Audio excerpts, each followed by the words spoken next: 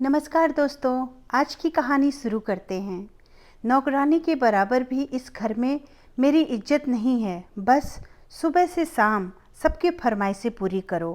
कब तक बर्दाश्त करूं ये सब मैं? अरे, मैंने तो बस इतना ही पूछा कि आज नाश्ता बनाने में देर कैसे हो गई और तुम नाराज़ हो गई। आजकल तुम्हें क्या हो गया है? बहुत ज़्यादा ओवर रिएक्ट करने लगी हो। हर बात का उल्टा जवाब देती हो। तुम ही कहती थी ना, हर बात का हमेशा जवाब देना अच्छा नहीं होता, मौन रहना ही 100 समस्याओं का निवारण है। फिर क्या हो गया है तुम्हें?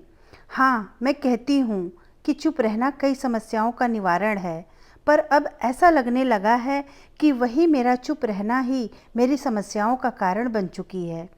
आश्चर्य से कनिका के पति धनंजय ने पूछा, लेकिन क्यों? ऐसा क्या हो गया? अरे, आप तो मेरे पति हैं। 11 साल होने को है हमारी शादी को। इतने साल में साथ हैं हम। आपको तो पता होना चाहिए कि आखिर मैं क्यों इतना ओवर रिएक्ट करने लगी हूँ। आपको मन की बातें बिना कहे समझ आपके मन की बातें बिना कहे मैं समझ जाती हूँ। फिर आप मेरे मन की बात क्यों नहीं समझ पाते, या फिर समझना ही नहीं चाहते? अरे बाबा, मैं तुम्हारे जैसा नहीं हूँ। तुम्हारे जितना खूबी मुझ में नहीं है। तुम मेरे मन की बात समझ जाती हो, पर मैं नहीं समझ पाता हूँ। बताओ ना, क्या हुआ? भाभी ने कुछ कहा है क्या? बिना कुछ जवाब दिए कनिका अपने काम में लग गई। कनिका अपने सास ससुर और 2 बच्चों के साथ रहती थी और जेठ जेठानी दूसरे शहर में रहते थे।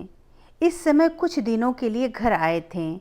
जब वे घर आए हैं तब से कनिका कुछ चिड़चिड़ी सी हो गई है। हर छोटी छोटी बात पर गुस्सा करने लगी थी।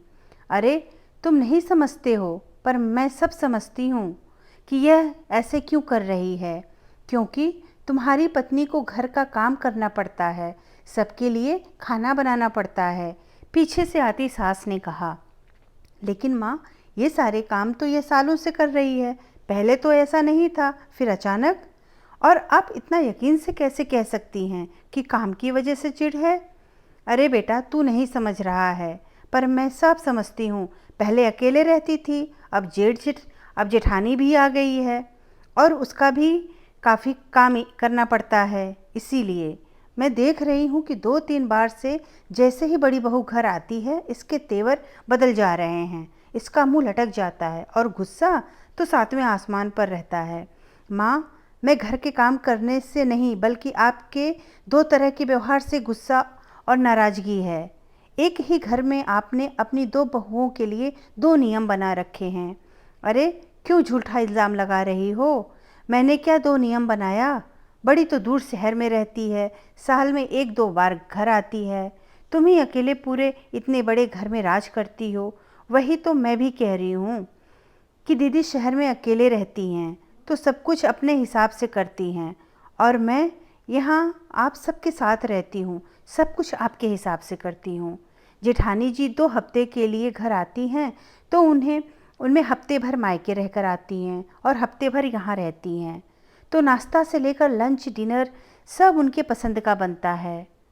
वो मेरे एक भी काम में मदद नहीं करती, और ना ही आप उन्हें मदद करने के लिए कहती हैं। वो तो यहाँ बस आराम करने आती हैं और उन्हें आराम मिलता भी है, पर मुझे मुझे तो कभी आराम नहीं मिलता। कोई मदद नहीं करता काम में। उन्हें अपनी सुविधा अनुसार कपड़े पहनने की भी पूरी आज़ादी है। फिर मुझे क्यों नहीं? कभी मेरी पसंद का खाना क्यों नहीं बनता? 11 साल हो गए शादी को, लेकिन मेरे हर एक छोटे छोटे काम में आपका ही निर्णय होता है। मैं क्या पहनूंगी यह भी आप ही तय करती हैं। अरे, वह दूर रहती है, कभी कभार आती है, बस इसीलिए। फिर वह तुमसे बड़ी है, देवरानी के सामने जेठानी काम करे अच्छा नहीं लगता है। घर में काम ही कितना है। अगर तुम्हें इतना बुरा लग रहा है तो तुम भी अपने पसंद का करो। माँ जी, यह बात तो सिर्फ बोलने के लिए है। आपको याद है पिछली बार जब बुआ जी पूरे परिवार के साथ आई थी तो सारा खाना उनके पसंद का बना था। बस एक घिया की सब्ज़ी मैंने अपनी पसंद की बना ली थी।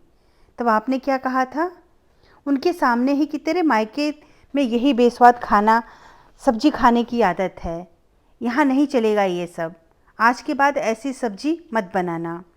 रही बात जेठानी जी की, तो वो दूर रहती हैं, साल में कभी कभार आती हैं, इसीलिए उन्हें सारी छूट है। तो अब मैं भी आपसे अलग ही रहूँगी, अपने हिसाब से। साल में 1-2 बार आपके पास आऊँगी, तो यहाँ भी अपने हिसाब से रहूँगी। खाने पीने से लेकर पहनने तक की आज़ादी रहेगी। ज़्यादा काम भी नहीं रहेगा, आराम से रहूँगी। जब मन होगा तब मायके जाऊँगी या कहीं और घूमने जाऊँगी। अरे, तू खड़े खड़े सब सुन रहा है? कैसी तेरी बीवी ज़बान चला रही है? तू कुछ बोलता क्यों नहीं? धनंजय थोड़ी देर शांत रहने के बाद बोला, क्या बोलूँ माँ?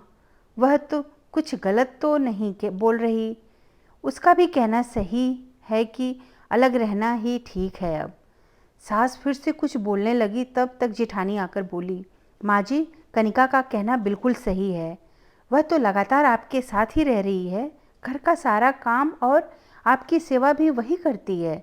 फिर मुझसे ज़्यादा कहीं छूट तो उसे मिलना चाहिए। वो पूरा घर संभालती है। मैंने कई बार आपसे कहा भी, तब आपने यह कहकर टाल दिया कि जब वो कुछ नहीं बोल रही, फिर तुझे क्यों इतनी पड़ी है। अच्छा हुआ कनिका जो तुमने बोला, क्योंकि जो नहीं बोलता उसे कुछ नहीं मिलता। चलो, आज से जब तक मैं हूँ, घर का सारा काम मैं ही करूँगी। तुम बस आराम करो।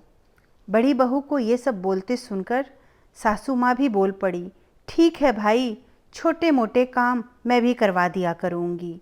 और रही बात कपड़ों की, तो तुम्हें जो पसंद है आज से तुम वो पहनो।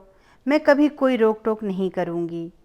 दोस्तों, बड़ों का हर बात में जवाब देना अच्छा नहीं है, लेकिन चुप रह के गलत बातों को बढ़ावा देना भी अच्छा नहीं होता।